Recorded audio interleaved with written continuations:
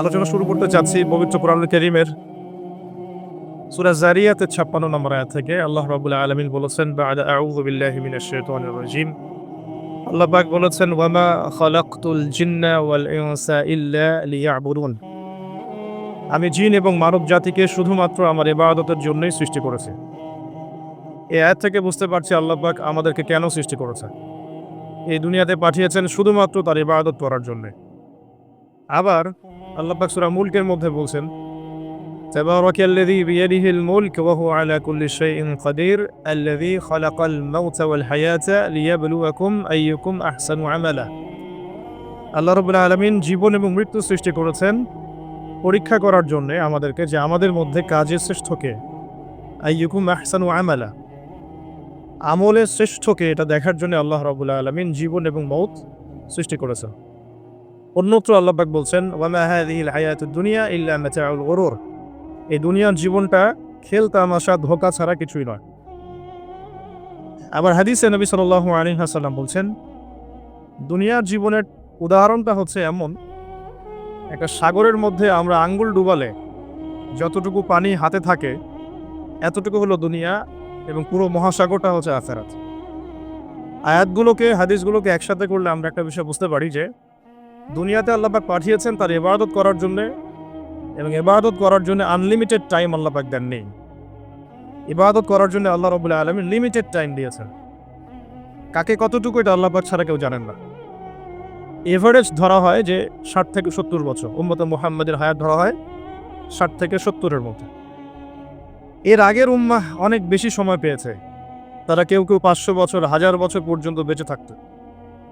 যেহেতু আমাদের হায়াত এবং সময় কম, এই কারণে দুনিয়ার জীবনে সফল হওয়া এবং পরকালে জান্নাত পাওয়া, এই উদ্দেশ্যে আল্লাহ পাক কিছু আমলের মৌসুম দিয়েছেন। আমলের কি ভাই? মৌসুম। মৌসুম মানে আমলের উপলক্ষ। যেমন রমাদান একটা আমলের মৌসুম ছিল, যখন আমরা বেশি বেশি ব্যস্ত ছিলাম, তারাবির নামাজ ৮ রাকাত পড়বো না ২০ রাকাত পড়বো, অথচ এটা ছিল আমলের একটা মৌসুম। নামাজ আল্লাহ পাক দিয়েছেন, নামাজের মধ্য দিয়ে আমরা আল্লাহকে পাবো, আল্লাহর মারিফত অর্জন করতে পারবো। তা আমরা এখানে ব্যস্ত আছি, হাতটা বাঁধবো কোথায়? মারিফত তো অনেক দূরের কথা। হ্যাঁ, সাদাকাতুল ফিতর নিয়ে কথা হয় যখন, সাদাকাতুল ফিতর, যাকাত, এগুলো আমাদের সম্পদকে পবিত্র করে। আমরা তর্ক করতে থাকি যে চাল দিয়ে দিব না টাকা দিয়ে দিব। মানে এমন কোনো জায়গা বাকি নাই যেখানে শয়তান আমাদেরকে প্রতারিত করছে না। অথচ দুনিয়ার এই ছোট্ট জীবনটা আল্লাহ দিয়েছেন আমল করার জন্যে। আল্লাহ পাক দেখতে চান আমলের শ্রেষ্ঠকে, আর এর জন্য আল্লাহ পাক কিছু মৌসুম দিয়েছেন। মৌসুম যেমন রমাদান, হজ, জিলহজের প্রথম ১০ দিন, লাইলাতুল কদর, জুমার দিন ইত্যাদি। এরকম অনেক মৌসুম আছে না? আচ্ছা, তো এরকম একটা মৌসুম হলো জিলহজের প্রথম ১০ দিন বা জিলহজ মাস। কোরআনে আল্লাহ পাক কিন্তু ৪টা মাসকে হারাম করেছেন। এই হারাম মানে ৪ মাসে কোনো প্রকার যুদ্ধ, বিগ্রহ, হত্যা, রাহাজানি এগুলো করা যাবে না। ৪টা মাসকে হারাম মাস বলা হয়। এখনকার গণতান্ত্রিক রাষ্ট্র ব্যবস্থাগুলো আমাদেরকে এই ৪টা মাসও আর হারাম রাখে নাই, ৪টা দিনও আর হারাম রাখে নাই। মনে হয় ৪টা ঘন্টাও হারাম নাই। অথচ আল্লাহ রাব্বুল আলামিন ৪টা মাস হারাম করেছেন। এই ৪ মাসে এইসবে তোমরা লিপ্ত হয়েও না। তো এখন ৪ মাস হারাম, এটা সূরা তাওবার মধ্যে আছে। সূরা তাওবা পড়লে আপনি পাবেন। এখানে আল্লাহ পাক বলেছেন যে এই ৪টা মাস, সৃষ্টির সূচনা থেকেই এই ৪টা মাস আরবাআতুন হুরুম, ৪টা হারাম মাস। তো জিলহজ মাসের স্পেশাল ফজিলত হচ্ছে এই, নবী সাল্লাল্লাহু আলাইহি ওয়াসাল্লাম বলেছেন যে আল্লাহ পাকের কাছে জিলহজ মাসের প্রথম ১০ দিনের নেক আমল, আল্লাহ পাকের কাছে জিলহজ মাসের প্রথম ১০ দিনের নেক আমলের অপেক্ষা উত্তম অন্য কোনো আমল নাই। সাহাবীরা প্রশ্ন করলেন যে ওয়ালাল জিহাদু ফি সাবিলিল্লাহ ইয়া রাসূলুল্লাহ, আল্লাহর রাস্তায় জিহাদও কি নয়? নবী সাল্লাল্লাহু আলাইহি ওয়াসাল্লাম বলছেন, ওয়ালাল জিহাদু ফি সাবিলিল্লাহ, এমন কি আল্লাহর পথে জিহাদও নয়। তবে সেই ব্যক্তির কথা ভিন্ন, যে ব্যক্তি তার মাল এবং তার নফস নিয়ে বের হয়ে গেছে কিন্তু এটা কোনো কিছু নিয়েই ফেরত আসে নাই, মানে সে শহীদ হয়ে গেছে, সেই ব্যক্তির কথা ভিন্ন। বাকি এই ১০ দিনের নেক আমল আল্লাহ পাকের কাছে অন্য সমস্ত নেক আমলের চাইতে শ্রেষ্ঠ এবং উত্তম। আল্লাহ পাক সূরা ফজরের মধ্যে এই ১০ দিনের কথা বলেছেন, ওয়াল ফাজরি, মানে প্রভাতের কসম বা ফজরের কসম, ওয়া লায়ালিন আশর, এবং ১০ রাতের কসম। এই ওয়া লায়ালিন আশর, ১০ রাত বলতে মুফাসসিরিনে কেরাম এই জিলহজের প্রথম 10 দিনকে বোঝান, এই 10 রাতকে বোঝান। আবার সূরা ওয়াস-সামাই যাতিল বুরুজ, আমরা সূরা বুরুজ পড়ি, ওয়াল ইয়াউমিল মাউউদ ওয়া শাহিদি ওয়া মাশহুদ। এখানে শাহিদ বলতে আরাফার দিনকে বোঝানো হয়, ওয়া মাশহুদ বলতে জুমার দিনকে বোঝানো হয়। তো এই আরাফার দিনও কিন্তু এই 10 দিনের মধ্যেই পড়ে গেছে। আরেকটা হাদিস এসেছে যে এই 10 দিনের মধ্যে যে আরাফার দিনটা আছে, এই আরাফার দিন সম্পর্কে নবী সাল্লাল্লাহু আলাইহি ওয়াসাল্লামকে জিজ্ঞাসা করা হচ্ছে, ইয়া রাসূলুল্লাহ, এই দিনের ফজিলত কি? নবী করিম সাল্লাল্লাহু আলাইহি ওয়াসাল্লাম বলেন, আহতাসিবু আলাল্লাহ, আমি আল্লাহর কাছে আশা করি যে এই দিন মানে আরাফার দিনের সিয়াম, রোজা, এটা কি হবে? কাফারা, মানে মাফের কারণ হবে, গুনাহ মাফের মোচনের কারণ হবে। সানাতাল্লাতী ক্বাবলা ওয়া সানাতাল্লাতী বা'দা, মানে বিগত 1 বছরের, আগামী 1 বছরের, 2 বছরের গুনাহ মাফের কারণ হবে একটা রোজা, আরাফার সাওম। সুবহানাল্লাহ। তো এই 10 দিন এর মধ্যেও পড়ে গেছে আবার হজ। এই 10 দিনের মধ্যেই পড়ে গেছে কি? হজ। হজও এর মধ্যে। আবার কুরবানি, নাহার, এটাও এর মধ্যে। তার মানে এমনি নরমাল ইবাদত, নরমাল বলতে আমরা গতানুগতিক যে ইবাদত করি, সালাত, সিয়াম, সাদাকা, হজ, আবার কুরবানি, আবার আরাফার দিন, সবকিছু মিলে এই 10 দিন বা 10 রাত একসাথে। তাহলে এখান থেকে বুঝতে পারছি যে এর গুরুত্ব কতটুকু। এখন প্রশ্ন হচ্ছে, আমরা এই 10টা দিন কিভাবে কাটালে পরে ইফেক্টিভ 10 ডেজ কাটাতে পারবো জিলহজ মাসের। তা আমি কয়েকটা পয়েন্ট আপনাদের সাথে শেয়ার করি। আল্লাহ পাক আমাদের সবাইকে আমল করার তৌফিক দান করুন। প্রথম যে বিষয়টা খেয়াল রাখতে হবে সেটা হলো নিয়াত বিশুদ্ধ করতে হবে। প্রতিটা হাদিস গ্রন্থের একটা মৌলিক হাদিস হলো ইন্নামাল আমালু বিনিয়াত, আরেকটা হাদিস হচ্ছে ইন্নামাল আমালু বিল খাওয়াতিম।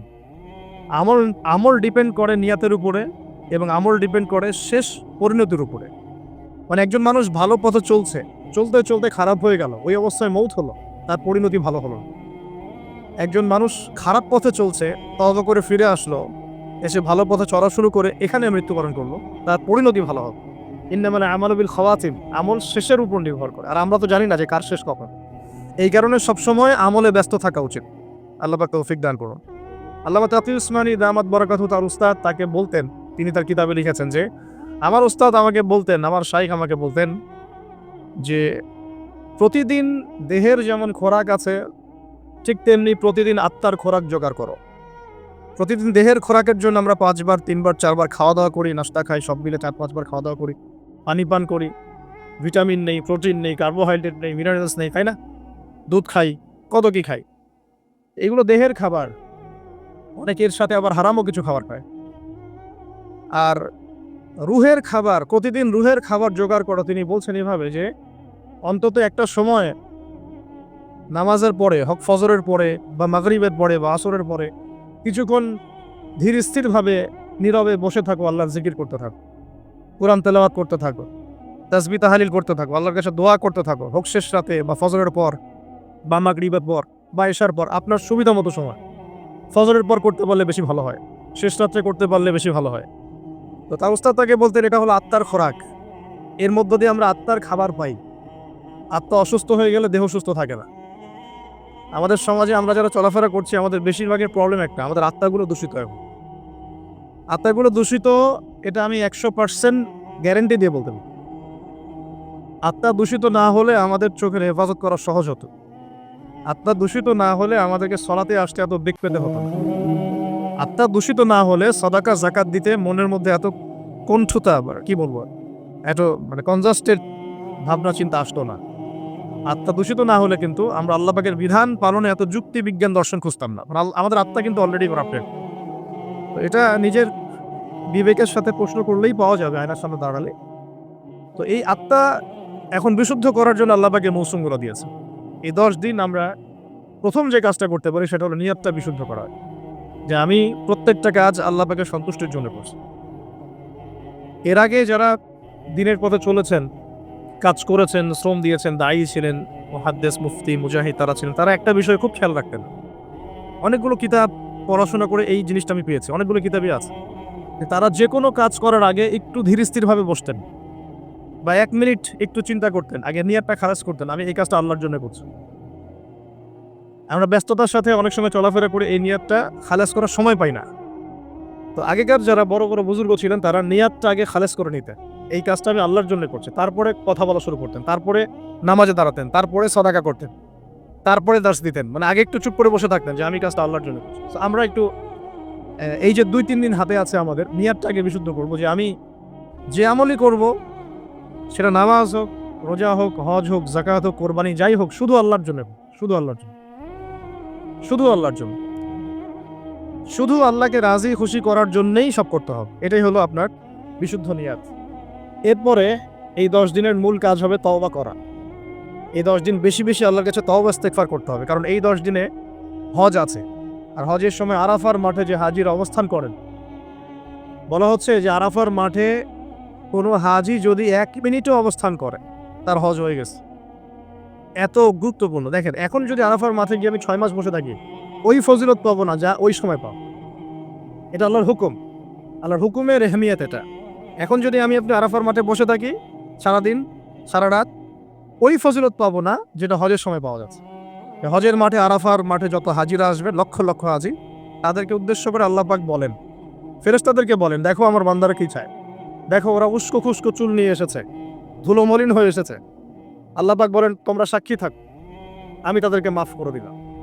আরেকটা জায়গা আছে যে ওই দিন আল্লাহ রাব্বুল আলামিন এত অধিক সংখ্যক বান্দাকে জাহান্নাম থেকে মুক্তি দেন যেটা আর কখনো দেন, এবং ওই দিন শয়তান নিরাশ হয়ে পড়ে। তাহলে এই 10 দিনে আমরা যারা যেতে পারছি না হজে, আমাদের কাজটা তাদের সাথে একাত্মতা পোষণ করে তওবা করতে থাকি। মানে ইউনিটিটা কেন? যেমন ধরুন, একটা হাদিস বলি যে আরাফার জিলহজ মাসের চাঁদ ওঠার আগেই যারা কুরবানি করতে সক্ষম, আমরা যারা কুরবানি করতে চাই, তাদেরকে নখ চুল এগুলো কাটতে নিষেধ করা হয়, তাই না? চাঁদ উঠে গেলে নখ চুল এগুলো কাটতে নিষেধ করা হয়, এটা হাদিসেই আছে। আর এর আগে কেটে ফেলতে বলা হয়, যে নখটা আগে কেটে ফেলেন, চুলটা আগে কেটে ফেলেন, দাড়ি আবার কাটতে যায় না, নখ আর চুল।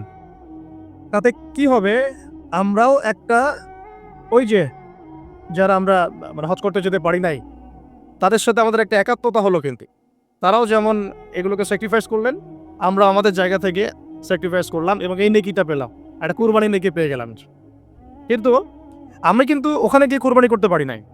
তাহলে সারা মুসলিম বিশ্বের সাথে একটা একাত্মতা পোষণ করা হবে, ইউনিটি দেখা হচ্ছে এখানে। এই জিনিসটাই ওখানে তারা তওবা করেন, আমরা এই সারা এই 10টা দিন 10টা রাত তওবা ইস্তেগফার করতে থাকবো। আল্লাহ পাক তৌফিক দান করেন। কমপক্ষে দিনে 100 বার আস্তাগফিরুল্লাহ ওয়া আতুবু ইলাইহি, এটা বলা উচিত। এরপর একটা বললাম নিয়াত, এরপরে তওবা। এরপরের কাজটা হচ্ছে, বলে ফেলেছি অলরেডি, যে আমাদের চুল নখ যেগুলো আছে এই 2-3 দিনের মধ্যে কেটে ফেলবে। আগামী সোমবারে কিন্তু শুরু হচ্ছে আমাদের, তাই না? আগামী সোমবারে প্রথম জিলহজ শুরু হচ্ছে। তাহলে যদি সওম রাখতে চান, তাহলে রবিবার রাতে সাহারি খেতে হবে। তো চুল নখ এগুলো যা যা আছে অন্য জায়গার পশম, এগুলো উঠিয়ে ফেলতে হবে, কামিয়ে ফেলতে হবে। ইনশাআল্লাহ একটা কুরবানির নেকি পাওয়া যাবে, অল্প একটু আমল করব।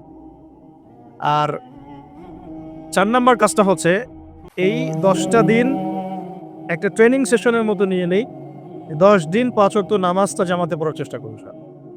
আর যদি কোনো কারণে মিস হয়েও যায়, বাসায় টাইম টু দ্য টাইম পড়তে, অন দ্য টাইম পড়তে হবে, একদম টাইমের মধ্যে, ওয়াক্তের মধ্যে। কোনো কারণে মিস হতে পারে, স্বাভাবিক মানুষ, বিভিন্ন সফরে থাকতে পারেন, প্রতিবন্ধকতা থাকতে পারে, কিন্তু বাসায় পড়লেও ওয়াক্ত মতো পড়ে ফেলতে হবে। মানে এই 10 দিন ট্রেনিং হবে নামাজের, কারণ এই 10 দিনের যে আমলগুলো, এর মধ্যে কিন্তু নামাজ অন্যতম একটা গুরুত্বপূর্ণ। দেখুন, যার নামাজ নাই তার কিন্তু ইসলাম নাই। বাকি আমল অনেক পরের কথা, যার নামাজ নাই তার সাথে ইসলামের কোনো সম্পর্ক নাই। মান তারাকা সালাতান মুতাআম্মিদান ফাকাদ কাফার, কেউ যদি ইচ্ছাকৃতভাবে তার উপর অর্পিত ফরজ নামাজকে ছেড়ে দেয়, সে কাফের হয়ে গেল। এটাই সবচেয়ে স্ট্রং ফতোয়া, সবচেয়ে মানে সহজ এবং নরম ফতোয়া দিয়েছেন ইমামে আজম আবু হানিফা রাহিমাহুল্লাহ। তার ফতোয়া সবচেয়ে নরম, বাকিদের আরও অনেক কঠিন। তিনি বলেছেন যে তাকে 3 দিন বা 7 দিন জেলখানায় বন্দি করে রাখতে হবে। যতক্ষণ পর্যন্ত না সে তওবা করে, ততক্ষণ জেলখানায় থাকবে। তাকে প্রথমে 3 দিন 7 দিন সময় দিবে, তওবা করে ফিরে আসে কিনা।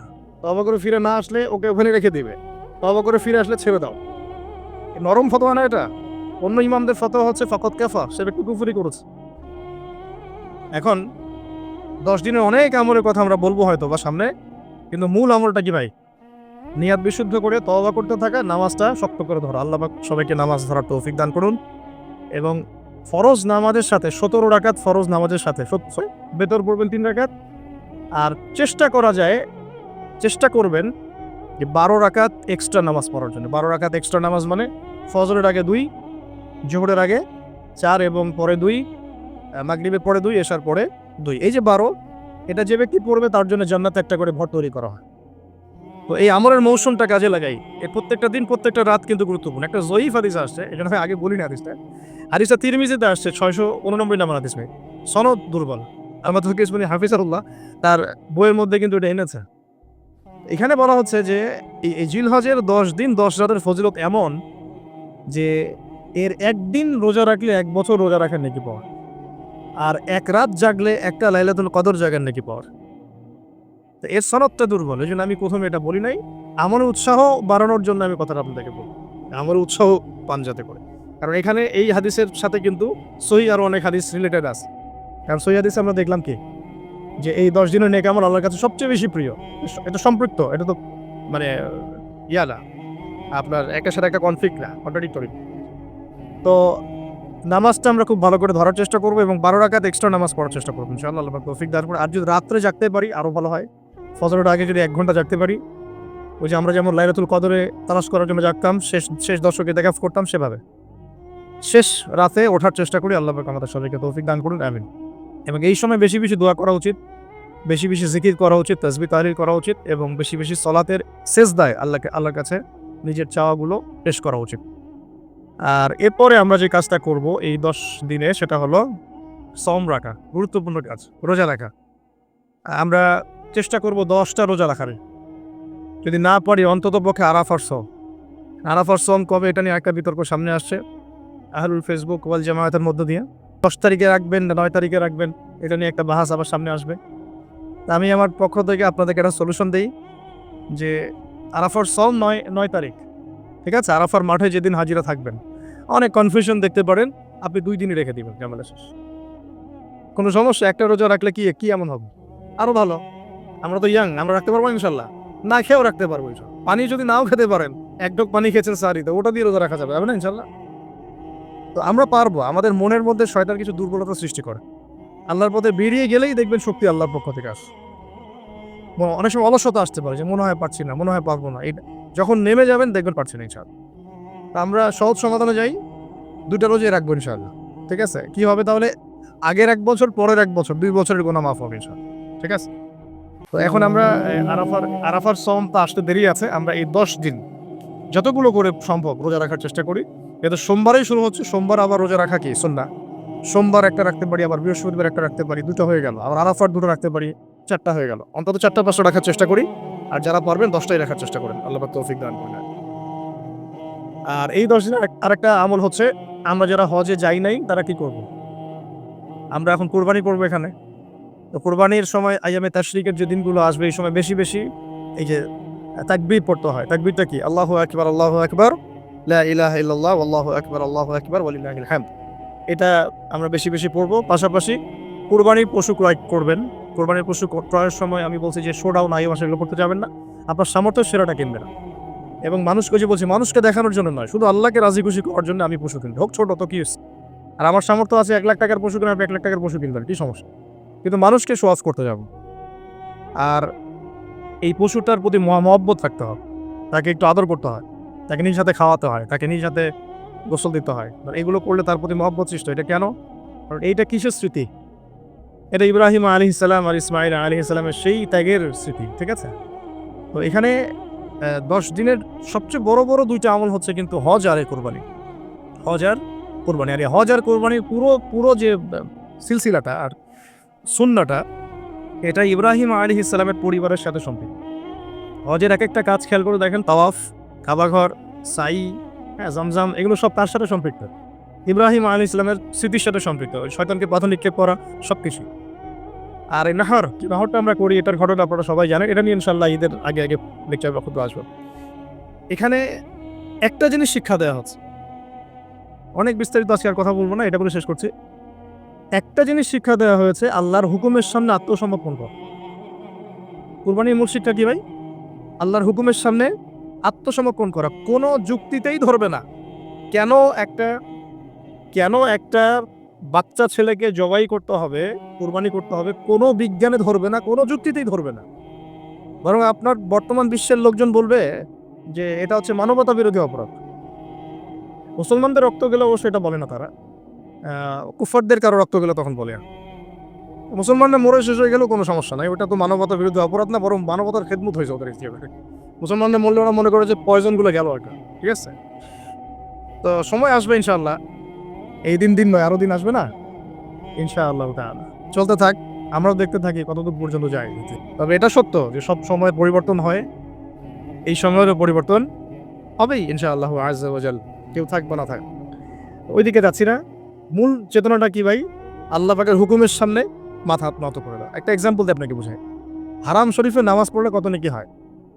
1,00,000 গুণ নববীতে 1,000। হারামে কত? মানে আমি বাইতুল্লাহর কথা বলছো। 1,00,000 এক ওয়াক্ত নামাজ পড়লে 1,00,000 ওয়াক্তের নেকি। 1 রাকাত নামাজ পড়লে 1,00,000 রাকাতের নেকি। এখন হাজিরা এখন কাবা ঘরে নামাজ পড়ছেন মনে করেন, হ্যাঁ, এখন তাদেরকে মিনায় যেতে হয় না? মিনায় যায় রাত্রি যাপন, ওখানে গিয়ে জোহর থেকে নিয়ে পরের দিন ফজর পর্যন্ত 5 ওয়াক্ত নামাজ পড়তে হয়, ঠিক আছে। এখন হারামে নামাজ করলে আপনি লক্ষাধিক নেকি পাচ্ছেন, 1 ওয়াক্ত পড়লে 1,00,000 নেকি পাচ্ছেন। সেটা ছেড়ে দিয়ে আপনি মিনায় গেলেন, কোনটার নেকি বেশি বলেন দেখি? এখন হারামের নেকি বেশি হবে না মিনায় নামাজ পড়লে নেকি বেশি? কি বুঝলেন আল্লাহর হুকুম দেখি? যদিও হারামে 1 ওয়াক্ত নামাজ পড়লে 1,00,000 রাকাতের 1,00,000 ওয়াক্তের নেকি হয়, 1 রাকাত নামাজ পড়লে 1,00,000 রাকাতের নেকি হয়, কিন্তু এখন আল্লাহ পাক বলেছেন এখন হারামে নামাজ পড়তে হবে না, এখন মিনায় যাও। আল্লাহ পাকের এই হুকুমটা যে পালন করবে তার নেকি এটা ইনফিনিটিভ, আনকাউন্টেবল, কোনো হিসাবই নাই। আর কেউ যদি বলে না আমি মিনা এখন যাব না, হারামেই বসে থাকবো, তার আমল নামে 1,00,000 নেকি তো দূরের কথা, একটা নেকি হবে। বুঝতে পারলে মন? বুঝতে পারি নাই? এটা হলো আল্লাহর হুকুমের সামনে আত্মসমর্পণ করার ফজিলত। আল্লাহর হুকুমের সামনে আত্মসমর্পণ করার ফজিলত। ওই যে বললাম আরাফার মাঠে এখন গিয়ে বসে থাকেন, কোনো নাকি নাই। আল্লাহ হুকুম করেছেন এই দিন যেতে হবে, যান, অগণিত, কত নাকি এটা আনকাউন্টেবল, আল্লাহ পাক জানেন। এই জিনিসটা আমাদের বুঝতে মানে বোঝা উচিত যে আল্লাহ পাকের হুকুমের সামনে আত্মসমর্পণ করাটাই ইসলাম, আর এই কাজটাই কুরবানির শিক্ষা। কেন কেন ছেলেকে কুরবানি করতে গেলেন? কোনো যুক্তিতে খাটে, কোনো দর্শনে, কোনো বিজ্ঞানে খাটে? স্বপ্ন দেখেছেন, ইন্নী আরা ফিল মানামি আন্নী আযবাহুকা, আমি স্বপ্ন দেখেছি এ আমার ছেলে তোমাকে জবাই করছে, ফানজুর মাযা তারা, তোমার কি রায় বলো। এখন ইসমাঈল আলাইহিস সালাম তিনিও তো নবীর ছেলে, তিনি বুঝে ফেললেন বাবার ওই স্বপ্ন ওয়াহী।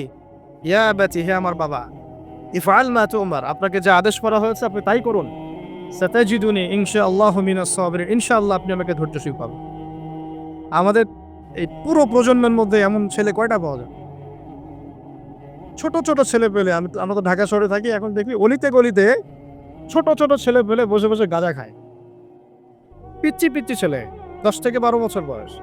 আর এই ইসমাইলের বয়সও 12 বছর বা 13, 14, 15 এরকমই হবে। সে কেবল দৌড়াদৌড়ি করা শিখেছে। ফালাম্মা বালাগা মাআহু সা'য়া, কেবল বাবার সাথে কাজ করতে শিখেছে, দৌড়াদৌড়ি করতে শিখেছে।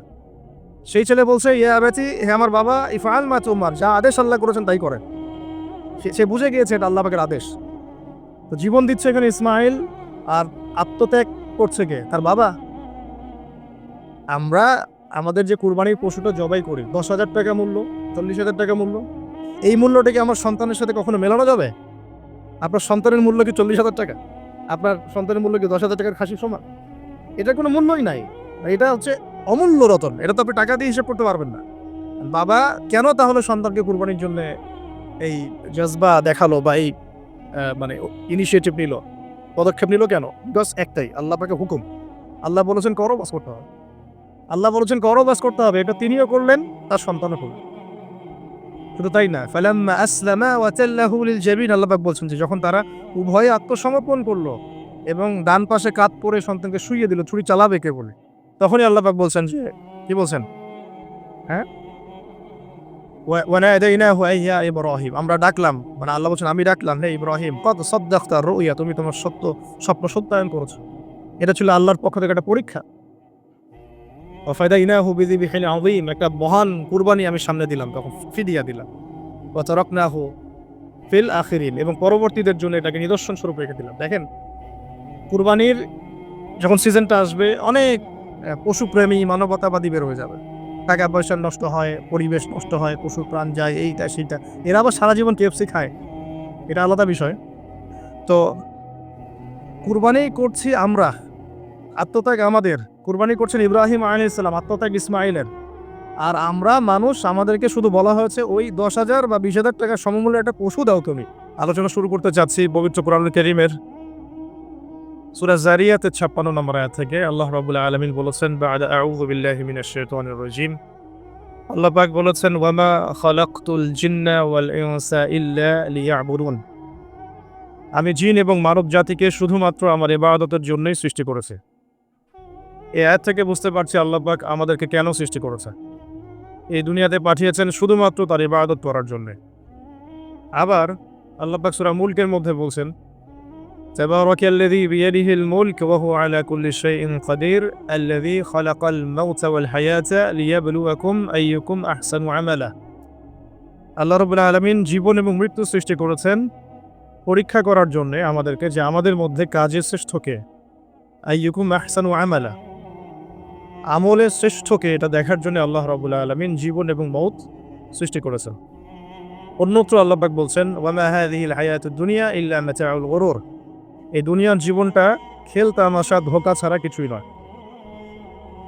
আবার হাদিসে নবী সাল্লাল্লাহু আলাইহি ওয়াসাল্লাম বলছেন, দুনিয়ার জীবনের উদাহরণটা হচ্ছে এমন, একটা সাগরের মধ্যে আমরা আঙ্গুল ডুবালে যতটুকু পানি হাতে থাকে এতটুকু হলো দুনিয়া, এবং পুরো মহাসাগরটা হচ্ছে আখিরাত। আয়াতগুলোকে, হাদিসগুলোকে একসাথে করলে আমরা একটা বিষয় বুঝতে পারি যে দুনিয়াতে আল্লাহ পাক পাঠিয়েছেন তার ইবাদত করার জন্য, এবং ইবাদত করার জন্য আনলিমিটেড টাইম আল্লাহ পাক দেননি। ইবাদত করার জন্য আল্লাহ রাব্বুল আলামিন লিমিটেড টাইম দিয়েছেন। কাকে কতটুকু এটা আল্লাহ পাক ছাড়া কেউ জানেন না। এভারেজ ধরা হয় যে 60 থেকে 70 বছর, উম্মতে মুহাম্মাদের হায়াত ধরা হয় 60 থেকে 70-এর মধ্যে। এর আগের উম্মাহ অনেক বেশি সময় পেয়েছে, তারা কেউ কেউ 500 বছর, 1000 বছর পর্যন্ত বেঁচে থাকত।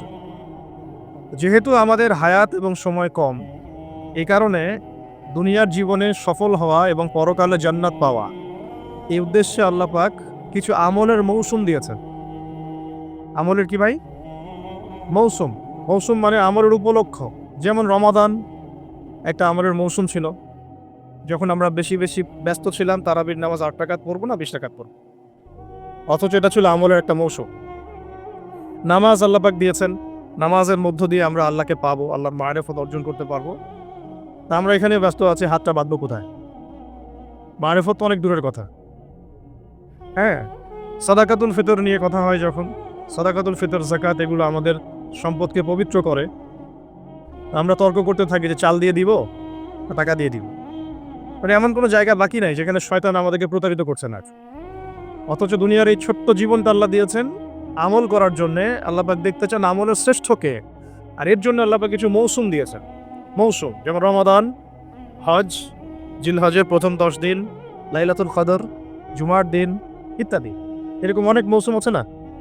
আচ্ছা, তো এরকম একটা মৌসুম হলো জিলহজের প্রথম 10 দিন বা জিলহজ মাস। কোরআনে আল্লাহ পাক কিন্তু 4টা মাসকে হারাম করেছেন। এই হারাম মানে 4 মাসে কোনো প্রকার যুদ্ধ, বিগ্রহ, হত্যা, রাহাজানি এগুলো করা যাবে না। 4টা মাসকে হারাম মাস বলা হয়। এটা এখনকার গণতান্ত্রিক রাষ্ট্র ব্যবস্থাগুলো আমাদেরকে এই 4টা মাসও আর হারাম রাখে নাই, 4টা দিনও আর হারাম রাখে নাই, মনে হয় 4টা ঘন্টাও হারাম নাই। অথচ আল্লাহ রাব্বুল আলামিন 4টা মাস হারাম করেছেন। এই 4 মাসে এইসবে তোমরা লিপ্ত হও না। তো এখন 4 মাস হারাম, এটা সূরা তাওবার মধ্যে আছে। সূরা তাওবা পড়লে আপনি পাবেন। এখানে আল্লাহ পাক বলেছেন যে এই 4টা মাস, সৃষ্টির সূচনা থেকেই এই 4টা মাস আরবাআতুন হুরুম, 4টা হারাম মাস। তো জিলহজ মাসের স্পেশাল ফজিলত হচ্ছে এই, নবী সাল্লাল্লাহু আলাইহি ওয়াসাল্লাম বলেছেন যে আল্লাহ পাকের কাছে জিলহজ মাসের প্রথম 10 দিনের নেক আমল, আল্লাহ পাকের কাছে জিলহজ মাসের প্রথম 10 দিনের নেক আমলের অপেক্ষা উত্তম অন্য কোনো আমল নাই। সাহাবীরা প্রশ্ন করলেন যে ওয়ালাল জিহাদু ফি সাবিলিল্লাহ ইয়া রাসূলুল্লাহ, আল্লাহর রাস্তায় জিহাদও কি নয়? নবী সাল্লাল্লাহু আলাইহি ওয়াসাল্লাম বলছেন ওয়ালাল জিহাদু ফি সাবিলিল্লাহ, এমন কি আল্লাহর পথে জিহাদও নয়। তবে সেই ব্যক্তির কথা ভিন্ন যে ব্যক্তি তার মাল এবং তার নফস নিয়ে বের হয়ে গেছে, কিন্তু এটা কোনো কিছু নিয়েই ফেরত আসে নাই, মানে সে শহীদ হয়ে গেছে, সেই ব্যক্তির কথা ভিন্ন। বাকি এই 10 দিনের নেকা আমল আল্লাহ পাকের কাছে অন্য সমস্ত নেকা আমল চাইতে শ্রেষ্ঠ এবং উত্তম। আল্লাহ পাক সূরা ফজরের মধ্যে এই 10 দিনের কথা বলেছেন, ওয়াল ফাজরি মানে প্রভাতের কসম বা ফজরের কসম, ওয়া লায়ালিন আশর এবং 10 রাতের কসম। এই ওয়া লায়ালিন আশর 10 রাত বলতে মুফাসসিরিনে কেরাম এই জিলহজের প্রথম 10 দিনকে বোঝান, এই 10 রাতকে বোঝান। আবার সূরা ওয়াস সামাই যাতিল বুরুজ, আমরা সূরা বুরুজ পড়ি, ওয়াল ইয়াউমিল মাউউদ ওয়া শাহিদি ওয়া মাশহুদ। এখানে শাহিদ বলতে আরাফার দিনকে বোঝানো হয়, ওয়া মাশহুদ বলতে জুমার দিনকে বোঝানো হয়। তো এই আরাফার দিনও কিন্তু এই 10 দিনের মধ্যেই পড়ে গেছে। আরেকটা হাদিস এসেছে যে এই 10 দিনের মধ্যে যে আরাফার দিনটা আছে, এই আরাফার দিন সম্পর্কে নবী সাল্লাল্লাহু আলাইহি ওয়াসাল্লামকে জিজ্ঞাসা করা হচ্ছে, ইয়া রাসূলুল্লাহ এই দিনের ফজিলত কি? নবী করিম সাল্লাল্লাহু আলাইহি ওয়াসাল্লাম বলেন, আহতাসিবু আলাল্লাহ, আমি আল্লাহর কাছে আশা করি যে এই দিন মানে আরাফার দিনের সিয়াম, রোজা, এটা কি হবে? কাফারা মানে মাফের কারণ হবে, গুনাহ মাফের মোচনের কারণ হবে। সানাতাল্লাতী ক্বাবলা ওয়া সানাতাল্লাতী বা'দা, মানে বিগত 1 বছরের, আগামী 1 বছরের 2 বছরের গুনাহ মাফের কারণ হবে একটা রোজা, আরাফার সাওম। সুবহানাল্লাহ। তো এই 10 দিন এর মধ্যেও পড়ে গেছে আবার হজ। এই 10 দিনের মধ্যেই পড়ে গেছে কি? হজ। হজও এর মধ্যে। আবার কুরবানি, নাহার, এটাও এর মধ্যে। তার মানে এমনি নরমাল ইবাদত, নরমাল বলতে আমরা গতানুগতিক যে ইবাদত করি, সালাত, সিয়াম, সাদাকা, হজ, আবার কুরবানি, আবার আরাফার দিন, সবকিছু মিলে এই 10 দিন বা 10 রাত একসাথে। তাহলে এখান থেকে বুঝতে পারছি যে এর গুরুত্ব কতটুকু। এখন প্রশ্ন হচ্ছে আমরা এই 10টা দিন কিভাবে কাটালে পরে ইফেক্টিভ 10 ডেজ কাটাতে পারবো জিলহজ মাসের। তা আমি কয়েকটা পয়েন্ট আপনাদের সাথে শেয়ার করি। আল্লাহ পাক আমাদের সবাইকে আমল করার তৌফিক দান করুন। প্রথম যে বিষয়টা খেয়াল রাখতে হবে সেটা হলো নিয়াত বিশুদ্ধ করতে হবে। প্রতিটা হাদিস গ্রন্থের একটা মৌলিক হাদিস হলো ইন্নামাল আমালু বিনিয়াত, আরেকটা হাদিস হচ্ছে ইন্নামাল আমালু বিল খাওয়াতিম। আমল ডিপেন্ড করে নিয়াতের উপরে এবং আমল ডিপেন্ড করে শেষ পরিণতির উপরে।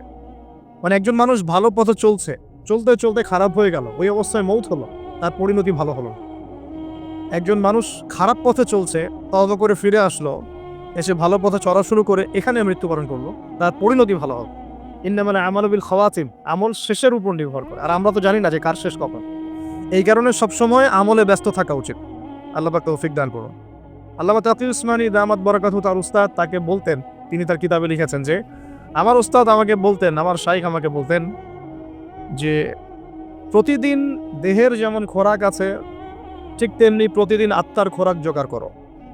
প্রতিদিন দেহের খোরাকের জন্য আমরা 5 বার 3 বার 4 বার খাওয়া দাওয়া করি, নাস্তা খাই, সব মিলে 4-5 বার খাওয়া দাওয়া করি, পানি পান করি, ভিটামিন নেই, প্রোটিন নেই, কার্বোহাইড্রেট নেই, মিনারেলস নেই, তাই না? দুধ খাই, কত কি খাই। এগুলো দেহের খাবার। অনেকের সাথে আবার হারামও কিছু খাবার খায়।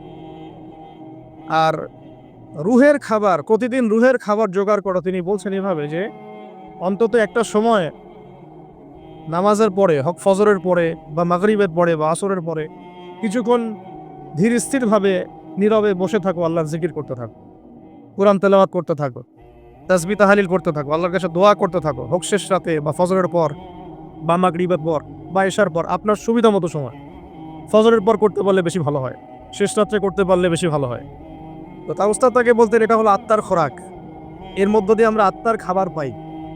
আত্মা অসুস্থ হয়ে গেলে দেহ সুস্থ থাকে না। আমাদের সমাজে আমরা যারা চলাফেরা করছি আমাদের বেশিরভাগের প্রবলেম একটা, আমাদের আত্মাগুলো দূষিত। এখন আত্মাগুলো দূষিত, এটা আমি 100% গ্যারেন্টি দিয়ে বলতে পারি। আত্মা দূষিত না হলে আমাদের চোখের হেফাজত করা সহজ হতো। আত্মা দূষিত না হলে আমাদেরকে সলাতে আসতে এত বেগ পেতে হতো না। আত্মা দূষিত না হলে সাদাকা যাকাত দিতে মনের মধ্যে এত কণ্ঠতা, কি বলবো, এত মানে কনজাস্টেড ভাবনা চিন্তা আসতো না। আত্মা দূষিত না হলে কিন্তু আমরা আল্লাহ পাকের বিধান পালনে এত যুক্তি বিজ্ঞান দর্শন খুঁজতাম না। আমাদের আত্মা কিন্তু অলরেডি করাপ্টেড। তো এটা নিজের বিবেকের সাথে প্রশ্ন করলেই পাওয়া যাবে, আয়নার সামনে দাঁড়ালে। তো এই আত্মা এখন বিশুদ্ধ করার জন্য আল্লাহ পাকের মৌসুমগুলো দিয়েছে। এই 10 দিন আমরা প্রথম যে কাজটা করতে পারি সেটা হলো নিয়তটা বিশুদ্ধ করা, যে আমি প্রত্যেকটা কাজ আল্লাহ পাকের সন্তুষ্টির জন্য করছি। এর আগে যারা দিনের পথে চলেছেন, কাজ করেছেন, শ্রম দিয়েছেন, দায়ী ছিলেন, মুহাদ্দিস, মুফতি, মুজাহিদ তারা ছিলেন, তারা একটা বিষয় খুব খেয়াল রাখতেন। অনেকগুলো কিতাব পড়াশোনা করে এই জিনিসটা আমি পেয়েছি, অনেকগুলো কিতাবই আছে। তারা যে কোনো কাজ করার আগে একটু ধীর স্থিরভাবে বসতেন বা 1 মিনিট একটু চিন্তা করতেন, আগে নিয়তটা খারাজ করতেন, আমি এই কাজটা আল্লাহর জন্য করছি। আমরা ব্যস্ততার সাথে অনেক সময় চলাফেরা করে এই নিয়াতটা খালাস করার সময় পাই না। তো আগেকার যারা বড় বড় বুজুর্গ ছিলেন তারা নিয়াতটা আগে খালাস করে নিতেন, এই কাজটা আমি আল্লাহর জন্য করছি, তারপরে কথা বলা শুরু করতেন, তারপরে নামাজে দাঁড়াতেন, তারপরে সদাকা করতেন, তারপরে দাস দিতেন। মানে আগে একটু চুপ করে বসে থাকতেন যে আমি কাজটা আল্লাহর জন্য করছি। তো আমরা একটু এই যে 2-3 দিন হাতে আছে আমাদের, নিয়াতটা আগে বিশুদ্ধ করবো যে আমি যে আমলই করব, সেটা নামাজ হোক, রোজা হোক, হজ হোক, যাকাত হোক, কোরবানি যাই হোক, শুধু আল্লাহর জন্য হোক, শুধু আল্লাহর জন্য, শুধু আল্লাহর জন্য, শুধু আল্লাহকে রাজি খুশি করার জন্যই সব করতে হবে। এটাই হলো আপনার বিশুদ্ধ নিয়াত। এরপরে এই 10 দিনের মূল কাজ হবে তওবা করা। এই 10 দিন বেশি বেশি আল্লাহর কাছে তওবা ইস্তেগফার করতে হবে, কারণ এই 10 দিনে হজ আছে।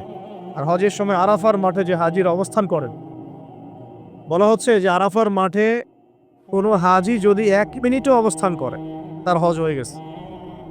এত গুরুত্বপূর্ণ। দেখেন, এখন যদি আরাফার মাঠে গিয়ে আমি 6 মাস বসে থাকি, ওই ফজিলত পাবো না যা ওই সময় পাবো। এটা আল্লাহর হুকুম, আল্লাহর হুকুমের এহমিয়ত এটা। এখন যদি আমি আপনি আরাফার মাঠে বসে থাকি সারাদিন সারা রাত, ওই ফজিলত পাবো না যেটা হজের সময় পাওয়া যাচ্ছে। হজের মাঠে, আরাফার মাঠে যত হাজিরা আসবে, লক্ষ লক্ষ হাজি, তাদেরকে উদ্দেশ্য করে আল্লাহ পাক বলেন, ফেরেশতাদেরকে বলেন, দেখো আমার বান্দারা কি চায়, দেখো ওরা উস্কো খুস্কো চুল নিয়ে এসেছে, ধুলো মলিন হয়ে এসেছে। আল্লাহ পাক বলেন, তোমরা সাক্ষী থাকো, আমি তাদেরকে মাফ করে দিলাম। আরেকটা জায়গা আছে যে ওই দিন আল্লাহ রাব্বুল আলামিন এত অধিক সংখ্যক বান্দাকে জাহান্নাম থেকে মুক্তি দেন যেটা আর কখনো দেন, এবং ওই দিন শয়তান নিরাশ হয়ে পড়ে। তাহলে এই 10 দিনে আমরা যারা যেতে পারছি না হজে, আমাদের কাজটা তাদের সাথে একাত্মতা পোষণ করে তওবা করতে থাকি। মানে ইউনিটিটা কেন? যেমন ধরুন, একটা হাদিস বলি যে আরাফার জিলহজ মাসের চাঁদ ওঠার আগেই যারা কুরবানি করতে সক্ষম, আমরা যারা কুরবানি করতে চাই, তাদেরকে নখ চুল এগুলো কাটতে নিষেধ করা হয়, তাই না? চাঁদ উঠে গেলে নখ চুল এগুলো কাটতে নিষেধ করা হয়, এটা হাদিসেই আছে। আর এর আগে কেটে ফেলতে বলা হয়, যে নখটা আগে কেটে ফেলেন, চুলটা আগে কেটে ফেলেন, দাড়ি আবার কাটতে যায় না, নখ আর চুল। তাতে কি হবে, আমরাও একটা, ওই যে যারা আমরা মানে হজ করতে যেতে পারি নাই, তাদের সাথে আমাদের একটা একাত্মতা হলো। কিন্তু তারাও যেমন এগুলোকে স্যাক্রিফাইস করলেন, আমরা আমাদের জায়গা থেকে স্যাক্রিফাইস করলাম এবং এই নেকিটা পেলাম, একটা কুরবানি নেকি পেয়ে গেলাম। কিন্তু আমরা কিন্তু ওখানে গিয়ে কুরবানি করতে পারি নাই। তাহলে সারা মুসলিম বিশ্বের সাথে একটা একাত্মতা পোষণ করা হবে, ইউনিটি দেখা হচ্ছে এখানে। তো এই জিনিসটাই ওখানে তারা তওবা করেন, আমরা এই সারা এই 10টা দিন 10টা রাত তওবা ইস্তেগফার করতে থাকবো। আল্লাহ পাক তৌফিক দান করেন। কমপক্ষে দিনে 100 বার আস্তাগফিরুল্লাহ ওয়া আতুবু ইলাইহি, এটা বলা উচিত। এরপর একটা বললাম নিয়াত, এরপরে তওবা। এরপরের কাজটা হচ্ছে, বলে ফেলেছি অলরেডি, যে আমাদের চুল নখ যেগুলো আছে এই 2-3 দিনের মধ্যে কেটে ফেলবে। আগামী সোমবারে কিন্তু শুরু হচ্ছে আমাদের, তাই না? আগামী সোমবারে প্রথম জিলহজ শুরু হচ্ছে। তাহলে যদি সওম রাখতে চান তাহলে রবিবার রাতে সাহারি খেতে হবে। তো চুল নখ এগুলো যা যা আছে অন্য জায়গার পশম, এগুলো উঠিয়ে ফেলতে হবে, কামিয়ে ফেলতে হবে। ইনশাআল্লাহ একটা কুরবানির নেকি পাওয়া যাবে, অল্প একটু আমল করব। আর 4 নাম্বার কাজটা হচ্ছে, এই 10টা দিন একটা ট্রেনিং সেশনের মতো নিয়ে নেই, 10 দিন 5 ওয়াক্ত নামাজটা জামাতে পড়ার চেষ্টা করুন। আর যদি কোনো কারণে মিস হয়েও যায়, বাসায় টাইম টু দ্য টাইম পড়তে, অন দ্য টাইম পড়তে হবে, একদম টাইমের মধ্যে, ওয়াক্তের মধ্যে। কোনো কারণে মিস হতে পারে, স্বাভাবিক, মানুষ বিভিন্ন সফরে থাকতে পারেন, প্রতিবন্ধকতা থাকতে পারে, কিন্তু বাসায় পড়লেও ওয়াক্ত মতো পড়ে ফেলতে হবে। মানে এই 10 দিন ট্রেনিং হবে নামাজের, কারণ এই 10 দিনের যে আমলগুলো, এর মধ্যে কিন্তু নামাজ অন্যতম একটা গুরুত্বপূর্ণ। দেখুন, যার নামাজ নাই তার কিন্তু ইসলাম নাই, বাকি আমল অনেক পরের কথা। যার নামাজ নাই তার সাথে ইসলামের কোনো সম্পর্ক নাই। মান তারাকা সলাতান মুতাআম্মিদান ফাকাদ কাফার, কেউ যদি ইচ্ছাকৃতভাবে তার উপর অর্পিত ফরজ নামাজকে ছেড়ে দেয়, সে কাফের হয়ে গেল। এটাই সবচেয়ে স্ট্রং ফতোয়া, সবচেয়ে মানে সহজ এবং নরম ফতোয়া দিয়েছেন ইমামে আজম আবু হানিফা রাহিমাহুল্লাহ। তার ফতোয়া সবচেয়ে নরম, বাকিদের আরও অনেক কঠিন। তিনি বলেছেন যে তাকে 3 দিন বা 7 দিন জেলখানায় বন্দি করে রাখতে হবে, যতক্ষণ পর্যন্ত না সে তওবা করে ততক্ষণ জেলখানায় থাকবে। তাকে প্রথমে 3 দিন 7 দিন সময় দিবে, তওবা করে ফিরে আসে কিনা। তওবা করে ফিরে না আসলে ওকে ওখানে রেখে দিবে, তওবা করে ফিরে আসলে ছেড়ে দাও। নরম ফতোয়া না এটা। অন্য ইমামদের ফতোয়া হচ্ছে ফাকাদ কাফা, সে ব্যক্তি কুফরি করেছে। এখন 10 দিনের অনেক আমলের কথা আমরা বলবো হয়তো বা সামনে, কিন্তু মূল আমলটা কি ভাই? নিয়াত বিশুদ্ধ করে তওবা করতে থাকা, নামাজটা শক্ত করে ধরা। আল্লাহ পাক সবাইকে নামাজ ধরার তৌফিক দান করুন। এবং ফরজ নামাজের সাথে 17 রাকাত ফরজ নামাজের সাথে বেতর পড়বেন 3 রাকাত। আর চেষ্টা করবেন যে 12 রাকাত এক্সট্রা নামাজ পড়ার জন্য। 12 রাকাত এক্সট্রা নামাজ মানে ফজরের আগে 2, জোহরের আগে 4 এবং পরে 2, মাগরিবের পরে 2, এশার পরে 2। এই যে 12, এটা যে ব্যক্তি পড়বে তার জন্য জান্নাতে একটা করে ঘর তৈরি করা হয়। তো এই আমলের মৌসুমটা কাজে লাগাই। এই প্রত্যেকটা দিন প্রত্যেকটা রাত কিন্তু গুরুত্বপূর্ণ। একটা জয়ীফ হাদিস আসছে, এখানে আমি আগে বলিনি হাদিসটা। হাদিসটা তিরমিজিতে আসছে 689 নম্বর হাদিস ভাই। সনদ দুর্বল। আমাদের কিসমনি হাফিজাহুল্লাহ তার বইয়ের মধ্যে কিন্তু এটা এনেছে। এখানে বলা হচ্ছে যে এই জিলহজের 10 দিন 10 রাতের ফজিলত এমন যে এর একদিন রোজা রাখলে 1 বছর রোজা রাখার নেকি পাওয়া, আর 1 রাত জাগলে একটা লাইলাতুল কদর জাগার নেকি পাওয়া। তো এর সনদটা দুর্বল, এই জন্য আমি প্রথমে এটা বলি নাই।